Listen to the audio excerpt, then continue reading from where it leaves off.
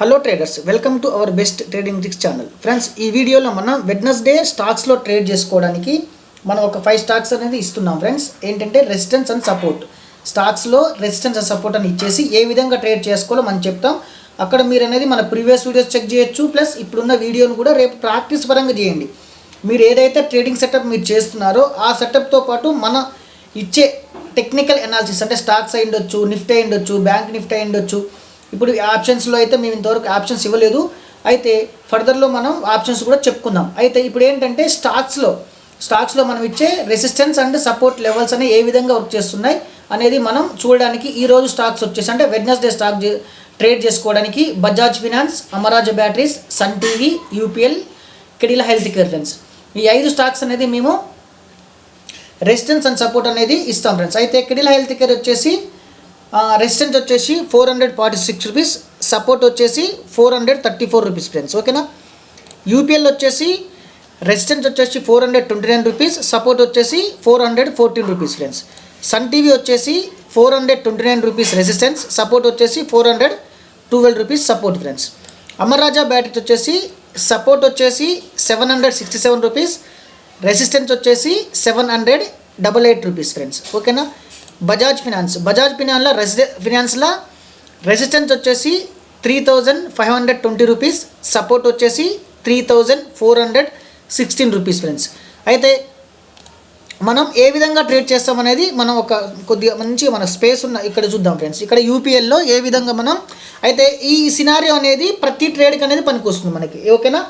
ఈ సినారియో అనేది ప్రతి స్టాక్లో రెసిస్టెన్స్ సపోర్ట్ దగ్గర సేమ్ సినారియో ఉంటుంది. ఫ్రెండ్స్, అయితే మనం ఇక్కడ 3 మినిట్స్ క్యాండిల్ అనేది ఉపయోగిస్తాం ట్రేడింగ్కి.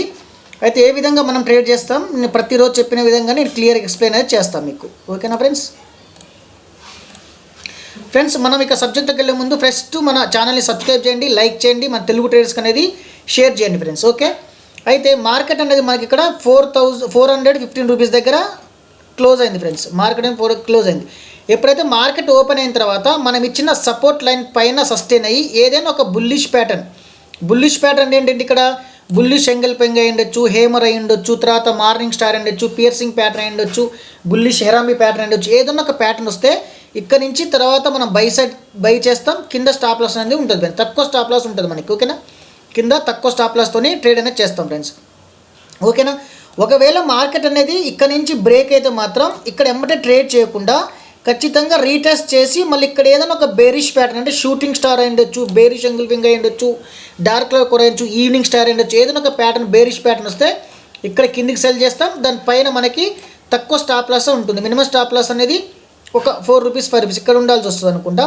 ఇక్కడ ఉండాలి. ఫ్రెండ్స్, ఖచ్చితంగా ఎందుకంటే మన అక్కడ మార్కెట్ ఓపెన్ అయిన సినారియోని బట్టి మన స్టాప్ లాస్ అనేది ఫిక్స్ చేసుకోవాలి ప్రతిరోజు చెప్పిన.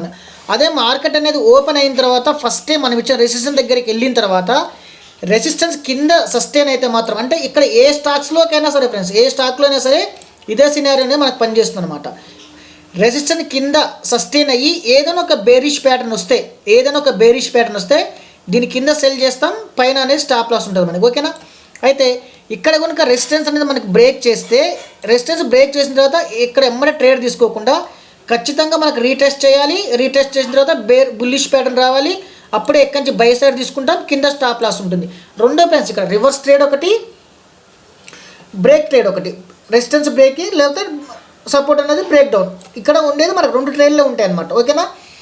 ఏదైనా ట్రేడ్ బ్రేక్ అయితే మాత్రం ఖచ్చితంగా రీటెస్ట్ చేయాలి. ఎయిదర్ సైడ్ ఎటైనా సరే రీటెస్ట్ చేసిన తర్వాతనే మనం ఇక్కడ ట్రేడ్ అనేది తీసుకోవాల్సి ఉంటుంది. ఫ్రెండ్స్, ఓకేనా.